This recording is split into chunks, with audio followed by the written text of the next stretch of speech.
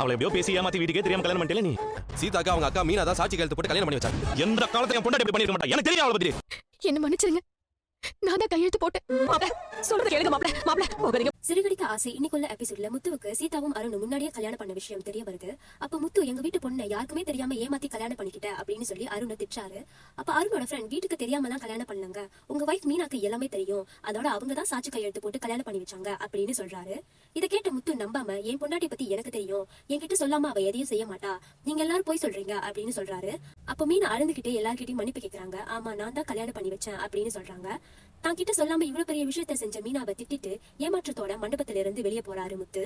மீனாவோட அம்மா கோவத்துல பலார்னு மீனாவையும் சீதாவையும் அறவிட்டுட்டு, மாப்பிள்ளை இல்லைன்னா நானும் இந்த கல்யாணத்தை பண்ணி வைக்க மாட்டேன் அப்படின்னு சொல்லிட்டு அவங்களும் அங்கிருந்து கிளம்பி போயிடுறாங்க. முத்து வழக்கம் போல ஒயின் ஷாப்க்கு போயிட்டு குடிக்க ஆரம்பிக்கிறாரு. அவரோட ஃப்ரெண்ட் செல்வம் எவ்வளவோ சமாதானப்படுத்த முயற்சி செஞ்சோம், அது காதுல வாங்கிக்காம குடிக்கிறாரு.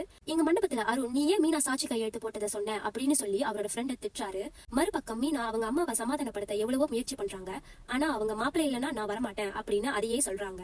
சரி உங்க மாப்பிள்ளையோட நான் வரேன், நான் அவரை கூட்டிக்கிட்டு வரேன் அப்படின்னு சொல்லி மீனா அங்கிருந்து கிளம்புறாங்க. அப்போ சீதாவும் நானும் உங்களோட வரேன் அப்படின்னு சொல்லி மீனா கூட கிளம்புறாங்க. இனி மீனா முத்துவை சமாதானப்படுத்தி கூட்டிட்டு வருவாங்களா? சீதாவுக்கும் அருணுக்கும் முத்து தலைமையில கல்யாணம் நடக்குமா? இதெல்லாம் பொறுமையா காத்திருந்து நம்ம நாளைக்கு தான் பார்க்கணும்.